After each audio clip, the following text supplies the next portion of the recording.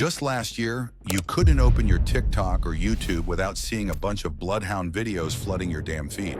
People were glazing and fascinated because these weren't your typical drill rappers. They were allegedly putting belt to ass on dozens of ops, then broadcasting it on Instagram Live and self-snitching in their weak-ass music while the feds did absolutely nothing. There was evidence all over the internet. CCTV. Barely. What? Stupid. Ass music of ops, then broadcasting it on Instagram Live and self-snitching in their weak-ass music while— I'm telling you, gang, that music's weak as hell, boy. I ain't heard no raw song from them niggas, boy. It's just crash out dummy music. It's like perk drug music. You feel me? Like that shit is weak. The feds did absolutely nothing. There was evidence all over the internet, CCTV footage, social media confessions, detailed descriptions in their music, and even I was low-key posting a little too much about these dudes' murders. But somehow the feds didn't seem to give one fuck to act. But now, I don't know the why. Bloodhounds have killed their own motion after thinking this fame and money would last forever. What was once Chicago's most notorious drill collective has crumbled into obscurity, addiction, and legal troubles. Today we're breaking down exactly addiction, what happened and legal to the Bloodhounds, troubles? how they rose to infamy, why they fell so hard, and what their downfall reveals about the dark side of drill culture. To understand the Bloodhounds' meteoric rise and catastrophic fall, you need to understand what made them different from every other drill group in Chicago. This wasn't just another set of rappers talking tough. According to multiple sources and their own admissions, these were active gang members who turned their real-life violence into content. Think of them as the Mr. Beast of drill. They was handing out that belt like over the dumbest shit ever. The Bloodhounds emerged from Chicago. For real though, gang. The Mr. Beast of drill. This man is crazy. They was handing out that belt like over the dumbest shit ever. The Bloodhounds emerged from Chicago's South Side, specifically from areas like Drill City in the 079 territory. Unlike established drill artists who built their— Hey, that was wrong. like Drill City in the 07. I don't know why. This the wrong screenshot. This video like downtown and shit. Ain't no niggas up there. This like Millennium Park and shit. Yeah, no. This off Lake Shore territory. Unlike established drill artists who built their careers on past experiences or street credibility, the Bloodhounds were allegedly committing murders and then immediately rapping about it. Rap content and social media posts. The group's core members included Lil Jeff, Q50, Bloodhound Vert, J-Mo, T-Slick, and Hothead. But it all started with one person who would become both their biggest star and the catalyst for their eventual destruction. The rise, Lil Jeff's deadly formula. But shocking. Allegedly commit a murder, then immediately go on Instagram Live to brag about it, followed by releasing a song with specific details about what happened. This wasn't the King Von model. Right. See, because Von was doing this shit. He was, first of all, Von was rapping about a lot of the stuff Von was rapping about. It was like kind of real, but it was kind of fake too. Like the crazy story is not a 100% true story that really happened. You know what I'm saying? He was in a lot of situations, but even all the murders and they said all the stuff that they said he did, that shit was 5-10 years ago before he was rapping. And he beat the cases and came out and doing, you know what I'm saying? That nigga Lil Jeff was killing a nigga on Monday, and on Tuesday he had a song coming out about it, nigga. On Wednesday he was on live talking about it, and then on Friday he'd go shoot at some other niggas or rob another nigga and get on live and update y'all like, yeah, I just robbed this nigga. It's like, what? And it's the scary part about this shit is y'all thought it was cool. Stop it. Get some help. That's the scary part about it. Y'all thought it was cool what he was doing, so much so that y'all get in the comments and defend these niggas. Oh, you ain't supposed to wish jail on nobody, nigga. Lil Jeff was the GOAT. Oh, damn, I can't believe he killed him. He was really like that. I love Lil Jeff. Rapped about his past experiences and built a narrative around his street credibility. Jeff was alleged for his death. Crazy. What made this even more brazen was how he documented everything. He would post on social media with cryptic messages, drop songs with specific details that match crime reports, and even go live to taunt his victims' friends and family. I'm taking the killing school. Class start next week. You gotta at least have 2 bodies though. For I ain't coming with no, you ain't got shit. I can't work with no beginners. The formula worked because it was authentic in the most disturbing way possible. Drill music fans had never seen anything like it. A rapper who wasn't just talking about violence, but allegedly actively participating in it and turning it into entertainment. Jeff's music videos would rack up hundreds of thousands of views. Not because honestly, bro, I think niggas like Lil Jeff be like the devil's henchman on them. Like, yeah, make those songs sound so cool. Make those murders sound so cool. And then make the songs and then influence everybody to do the same thing. Like, I think like niggas like him, bro, like they be really sent by the devil, man. Particularly innovative, but because people knew they were potentially watching a real killer describe real murders. Jeff's rise coincided with the deaths of several alleged rivals. According to various sources, he was connected to the murders of individuals like Clay from A-Tray Mob in 2021, Boogie from 95 Mob in 2022, and most notably Leo from Trap City in 2023. Each of these incidents was followed by social media posts and rap songs that seemed to reference the specific details of the murders. The Leo murder was particularly significant because it happened in broad daylight in a relatively safe neighborhood. Leo was sitting in a rideshare car when someone approached and opened fire. Jeff's subsequent social media activity and lyrics in songs like Stretched and FTO contained references that many interpreted as confessions to the murder. When Lil Jeff died in August 2024, the mantle of the Bloodhounds' most notorious member fell to Q50. Unlike Jeff, who had been building his reputation for years, Q50 was thrust into the spotlight primarily because of his association with Jeff and his own alleged body count. Q50 claimed to be up 8, meaning he had allegedly killed 8 people. While his music was admittedly mediocre compared to other drill artists, people paid attention because of the authenticity factor. Fans weren't listening to Q50 for lyrical prowess. They were listening because... And this what niggas be having fucked up. They think that their music is turned. Your music is not turned. Niggas is only listening to your music because it's tied to murders.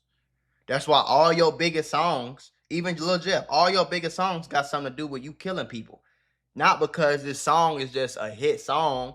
Not because this song is just like, just hard. Like, you feel me? On some like, what's a hit song that came out? Like Corvette, or like I'm the biggest, the largest. You feel me? Or as I'm always repping for that low, like, or I will wait for you. Like, it's not a hit song, bro. It's not a great hit song that everybody love. It's just niggas can't believe that you're actually killing people and rapping about it. So niggas is not like really fans of your music. They just fans of the story. They fans of the fact that I can't believe this dumb motherfucker killing these people and rapping. Oh my God. You feel me? Because they believed he was a real killer describing real murders. The evidence against Q50 was even more damning than what existed against Jeff.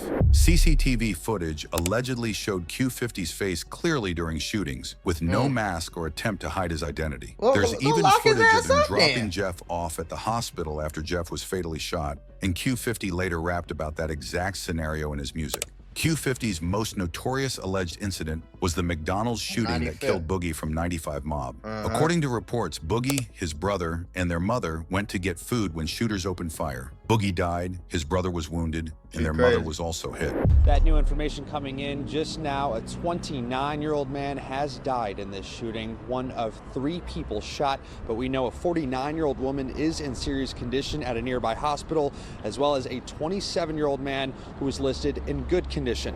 Q50 later rapped about this incident with specific details that matched the crime reports, even mentioning how his mama got hit, she was in the way. The partnership between Jeff and Q50 was the driving force behind the Bloodhounds' notoriety. They were blood cousins who fed off each other's energy and escalated each other's behavior. Their social media lives together became must-watch content for drill fans, not because they were entertaining, but because viewers felt like they were watching real killers in their natural habitat, splitting people's tacos and having a great laugh about it. Their most infamous moment came during an Instagram live session where they openly discussed their alleged victims while members of ops sets commented in real time. Q50 would clap his hands whenever they referenced killing someone, which became his signature gesture. They would smoke and reference their alleged victims by name, turning murder into a form of entertainment. The Bloodhounds' most significant mistake was taking their violence downtown. In January 2024, 2 teenagers named Monty and Lil Rob allegedly stole jewelry from Lil Jeff.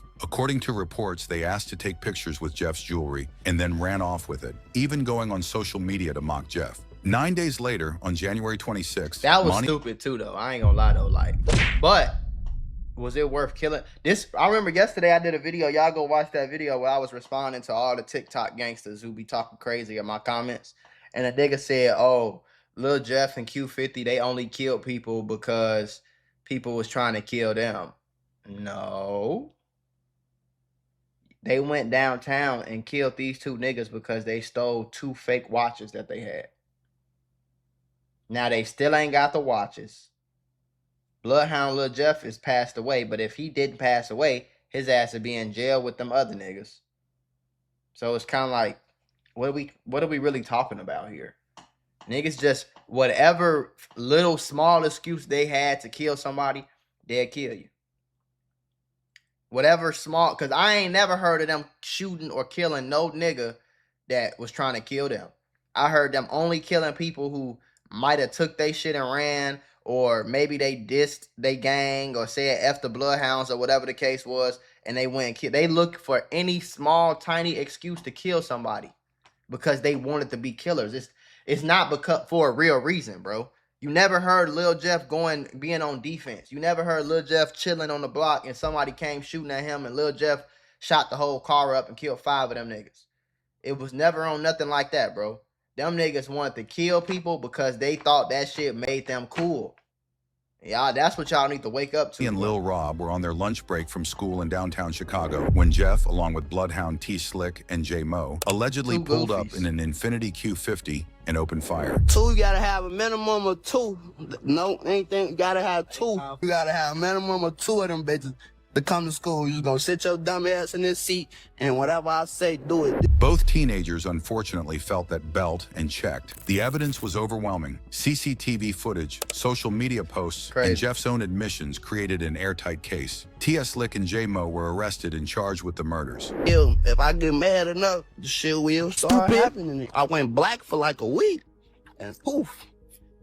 So you gotta go after that one. Poof. I came back, poof.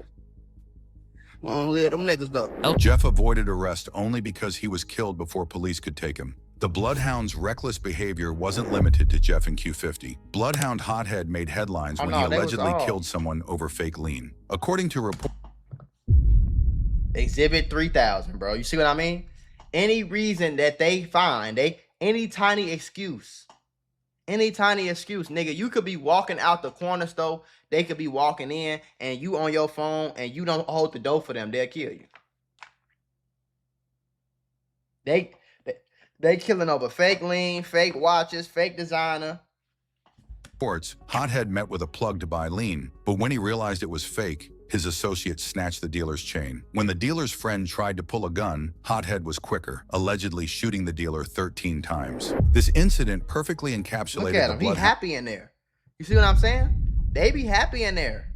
Bloodhound's mentality. Extreme violence over relatively minor disputes, with no regard for consequences. As the Bloodhounds gained notoriety, they attracted the attention of Grade A Productions, the label behind artists like Juice WRLD and the Kid Laroi. CEO Lil Bibby saw an opportunity to capitalize on their viral fame and signed Vert and Q50 to deals. However, these deals would prove to be another nail in the Bloodhounds' coffin. According to various sources, the contracts were heavily skewed in the label's favor, with the artists receiving relatively small advances, reportedly around $100,000 each, while giving up significant control over their music and careers. For young men who You know why? I'm gonna tell you why they got signed from a business perspective.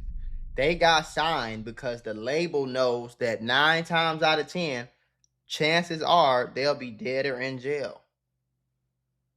And while they're dead, while they're in jail, they'll out own their music. And while the music makes all the money on YouTube, all the money on streaming, all this crazy shit, I get to create. They collecting thousands of dollars a month for the rest of their life off this shit.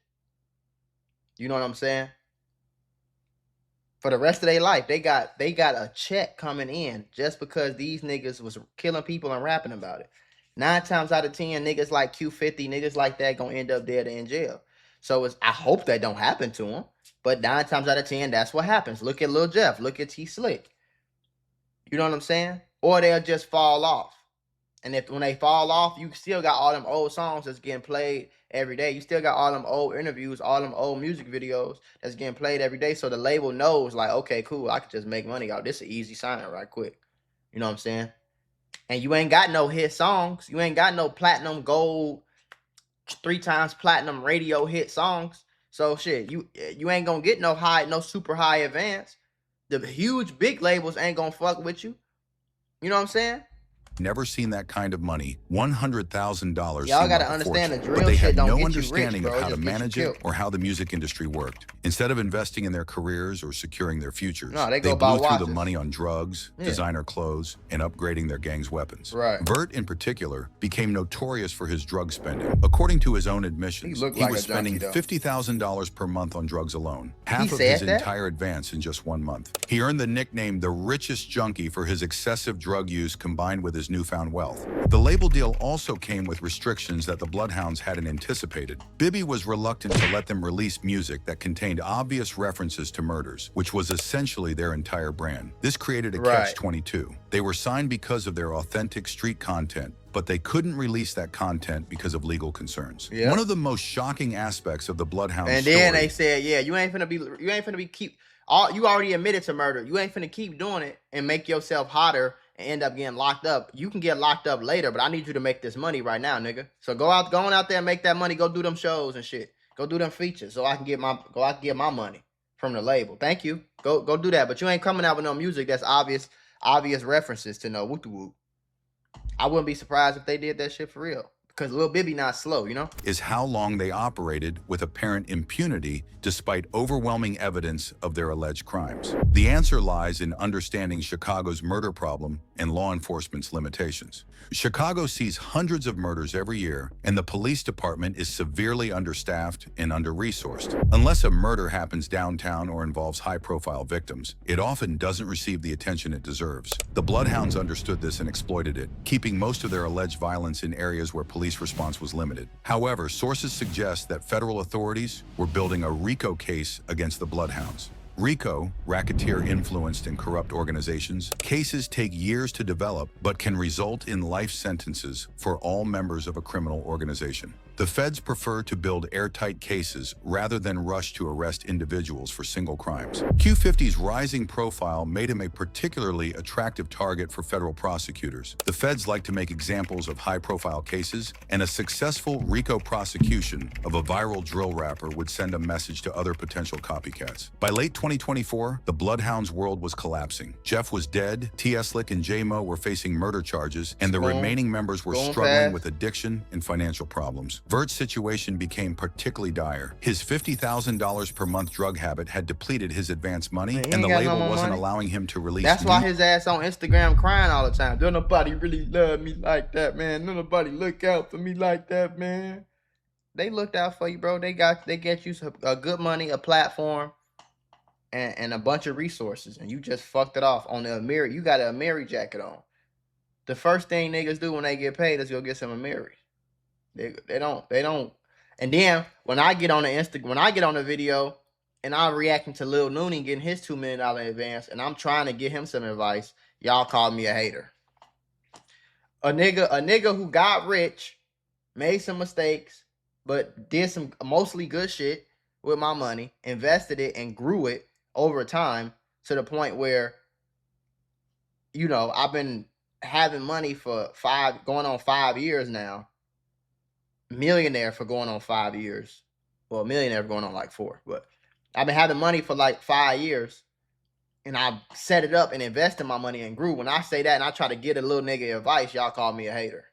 Music to generate income. He began publicly feuding man. with Bibby on social media, demanding to be released from his contract and accusing the label of stealing from him. The irony was palpable. Vert had thought his $100,000 advance would last forever, but his excessive lifestyle and drug addiction had burned through it in just a few months. He was now essentially broke, addicted to expensive drugs, and unable to generate new income because of his restrictive record deal. Q50 faced similar problems. His drug use escalated as his money ran out, and he reportedly began using cheaper, harder drugs when he could no longer afford prescription pills. His social media posts became increasingly erratic, and his music output slowed significantly. The Bloodhounds' buzz was also fading. Without Jeff's shocking content, and with the remaining members unable to release new music consistently, public interest waned. The algorithm that had once pushed... And this is what I was saying in my videos from a few days ago, like, you got to understand that these niggas, They have to get on Instagram and diss people. They have to say, yeah, we killed him. We killed him. That's why when the dude died, when the what's his name, TMC Slide, when he died from the car accident, Q50 got on there dissing. Yeah, we on because that's all he got. If Q50 is not talking about murders, if Real Vert is not talking about murders, we're not listening to that shit. So they need people to die. They need people to go to jail. They need to be able to say, free, hey, free woo-de-woo, free woo-de-woo, hey, rest in peace, woo-de-woo. Yeah, we smoked his ass. Yeah, they need to diss people. Because if they don't diss people, if people are not dying, if people are not going to jail, they don't have nothing to rap about, and nobody wants to hear that shit. Nobody wants to hear Q50 rap about no girls and no fucking money and living a nice life and getting on a jet and all that shit. Nobody want to hear that. Niggas want to hear you talk about murders because it's like a real-time documentary. So they have to keep doing that shit. And that's where the devil will trap your ass. The devil will trap you in a box to the point where you gotta you gotta dance with him. You gotta dance with the devil. Otherwise, you ain't getting nothing. It's too late. It's too late. He already has he's danced with the devil for far too long, nigga. You know what I'm saying? So you can't be like, nah, I'm tired of dancing. Nah, motherfucker, hold that nigga hand. Move them feet. Because if you don't, you ain't gonna have no money. And if you ain't got no money, you might be back in the hood before the end of the week. And if you back in the hood before the end of the week, that might be the end of your life. So now you gotta keep doing the dissing and killing and shooting and blicking it, you know? Their content to millions of viewers moved on to new trends and controversies. Today, the Bloodhounds are a shadow of their former selves. Jeff is dead, T.S. Slick and J-Mo are facing life sentences, Vert is broke and battling addiction, and Q50 is reportedly under federal investigation. The group that once dominated drill music conversations has been— See, I'm not the only one to say that, right?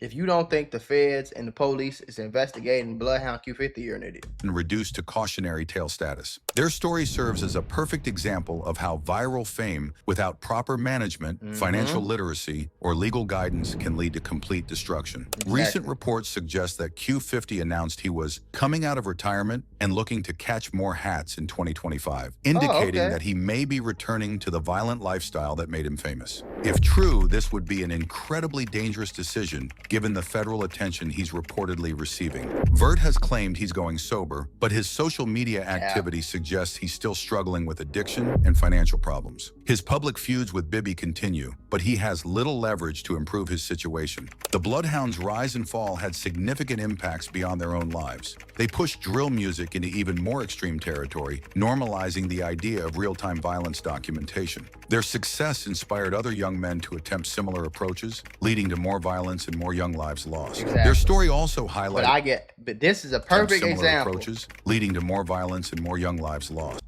This is a perfect statement that this motherfucker just made. The Bloodhounds' rise and fall had significant impacts beyond their own lives. They pushed drill music into even more extreme territory, normalizing the idea of real-time violence documentation.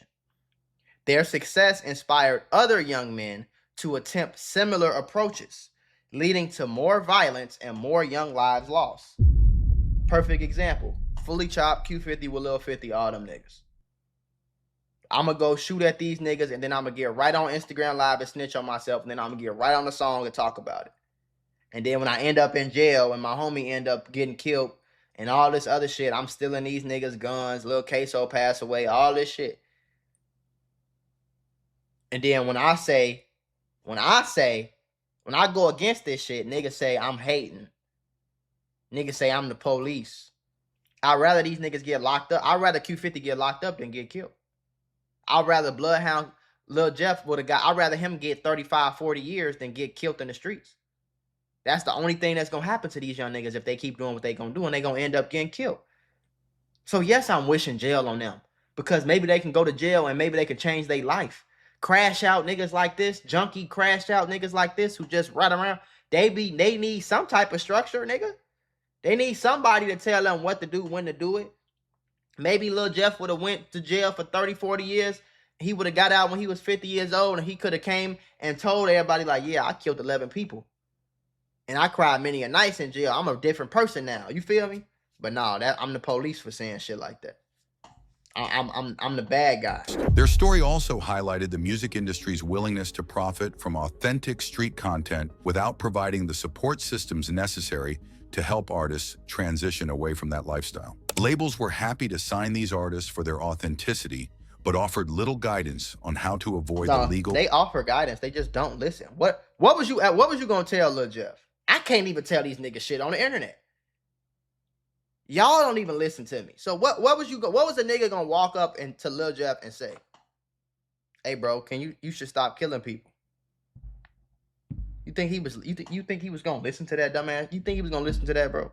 What you gonna walk up and tell Rail Bert, "Hey bro, stop taking them perks"? They not listening. They're grown ass men. So it comes to a point where it's like, I'm not gonna keep saying the same shit. Your ass don't want to listen. Do what you want to do. But accept the consequences that come behind the decisions you make, folks. That's what a man is. And personal consequences of that authenticity. The Bloodhounds also exposed the limitations of law enforcement in dealing with social media savvy criminals. Traditional policing methods struggled to address criminals who were essentially confessing to their crimes in real time, but doing so in ways that were difficult to prosecute.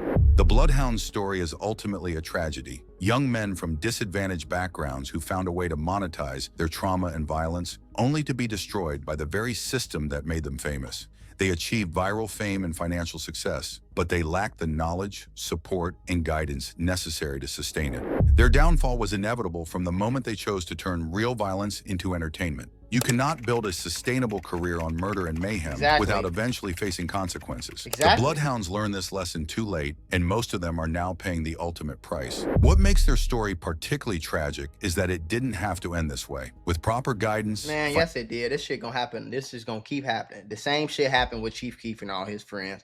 The same shit happened with Lil Durk and all his friends. The same shit happened with G Herbo and all his friends. You know what I'm saying? The same shit happens to all these niggas. All they ass blow up off killing and shooting and blicking and dying and everybody getting killed and this nigga going to jail. And then eventually everybody end up dead or in jail. It's no other outcome. That's why I be confused on why people continue to do it. You know what I'm saying? Like, why are we continuously doing the same fucking thing every goddamn day? You know? Why are we continuously doing the same thing every damn day? Bloodhound Lil Jeff brother is in jail somewhere. Q50 brother fighting jail and on perks. Rail Vert broke and on perks. T Slick in jail with no fucking T Slick and what's the other nigga name? They in jail for murder with no lawyer. FBG Duck Killers, all them in jail. O Block is pretty much over with at this point. Who from O Block is doing anything right now that you give a fuck about? King Von passed away. Duck passed away. Lil Tim got shot in the stomach. Quando Rondo in jail. Lil Durk is in jail. In the feds fighting for fucking that. Where are the winners at? And there ain't no damn winners, bro. The only winners is the niggas with a bunch of dead homies and a bunch of homies in jail. That ain't, if you ask them that they win, that ain't no win, nigga. All my friends all my friends are dead or in jail. That's not a win. That's a L. There's no winning. But they gonna keep doing the same shit, bro. It's gonna be some more niggas. You think that's gonna be it? It's gonna be a nigga this year that blow up off this shit.